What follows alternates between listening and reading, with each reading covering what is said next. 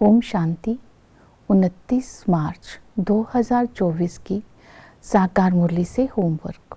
आज की मुरली से हम लक्ष्य लेंगे, नई दुनिया में ऊंच पद पाने के लिए अपनी अवस्था को फर्स्ट क्लास बनाना है। आज अपनी अवस्था को फर्स्ट क्लास बनाने के लिए बाबा ने अटेंशन दिलवाया।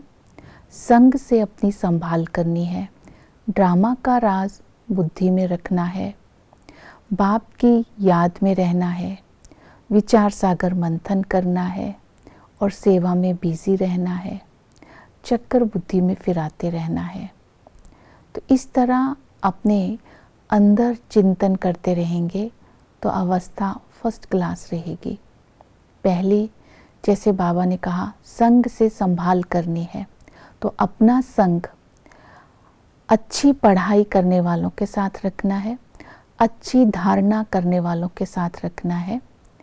बाबा ने कहा, पिछाड़ी में बैठने वाले वायुमंडल को खराब करते हैं, तो अपना अटेंशन देना है कि मुझे ऐसा कोई कर्म नहीं करना जिससे वायुमंडल खराब हो।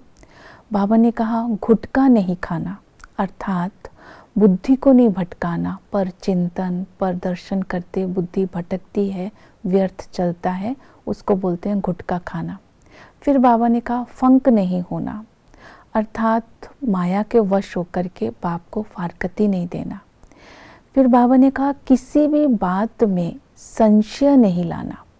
तो इस तरह संग की संभाल करनी है। संग व्यक्ति का भी हो सकता है, संग वातावरण का भी हो सकता है, संग संस्कारों का भी हो सकता है, संग अपने संकल्पों का भी हो सकता है। जब हम इससे संभाल करेंगे तो हमारी अवस्था फर्स्ट क्लास रहेगी। दूसरी विधि बताई, ड्रामा के राज को बुद्धि में रखना है। बाबा ने कहा, ड्रामा की भावी निश्चित है, इसलिए निश्चिंत रहना है। इस ड्रामा में सबका पाठ अपना अपना है, कोई दास बनेगा, कोई दासी, कोई चंडाल, क्योंकि राजधानी बन रही है। अपने पाठ को परफेक्ट बनाना है, इस बात पर अटेंशन देना है। दूसरा, बाबा ने कहा कि ड्रामा की भावी को निश्चित जान, बेफिक्र रहना है। जैसे कोई लोग कुछ भी कहें, ड्रामा के पट्टे पर अटल रहना है। कोई कहता है भगवान कुछ भी कर सकता है, मरे हुए को जिंदा क्यों नहीं कर सकता है। तो जो भी ड्रामा में सीन होते हैं, बाबा कहते हैं ड्रामा में ये नूंधे हुए हैं, बाबा भी ड्रामा में बंधा हुआ है।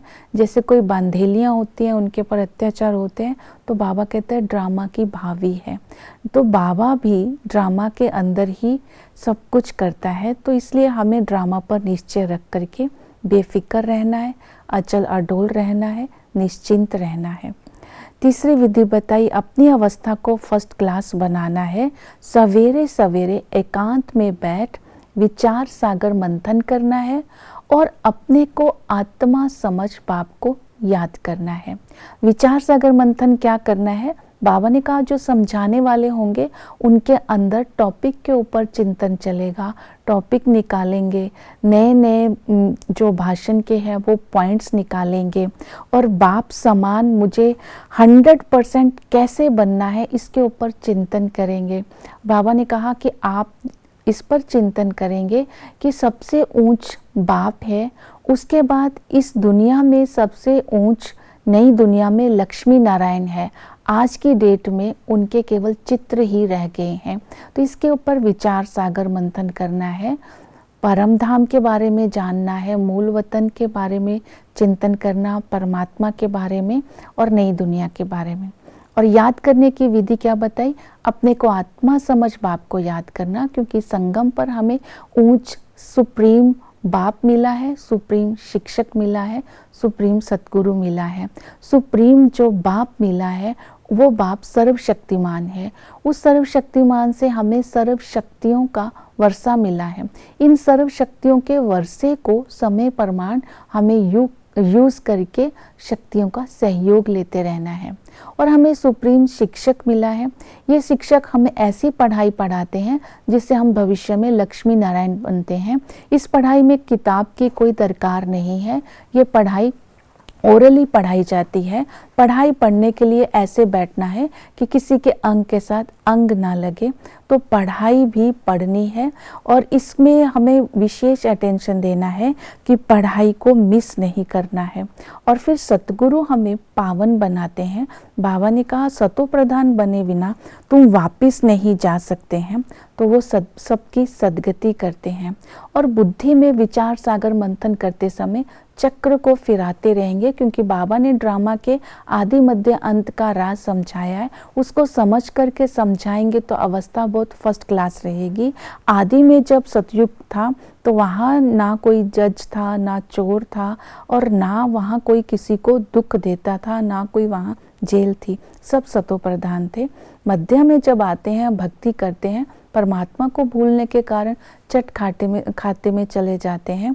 तो बाबा के वो भक्ति मार्ग में कहते हैं निर्वाण गया। बाबा कहते हैं मेरे पास तो कोई नहीं आया। तो अंत में बाबा आकर के हमें 84 जन्मों की कहानी बताते हैं, तो हम ब्राह्मण बनते हैं। इसी आधार पर सेवा करनी है। बाबा ने कहा जो समझ कर दूसरों को समझाते हैं, जो ज्ञान तुम्हारी बुद्धि में है वो ज्ञान जब तुम दूसरों को दान करते हैं तब तुम्हारी अवस्था बहुत फर्स्ट क्लास रहती है और तुम भविष्य में ऊंच पद पाते हैं। तो ड्रामा के ऊपर बताना है, माला की रुद्र माला और रुंड माला के ऊपर बताना है, सृष्टि चक्कर के आदि मध्य अंत का ज्ञान देना है, 84 जन्मों का राज समझाना है। ओम शांति।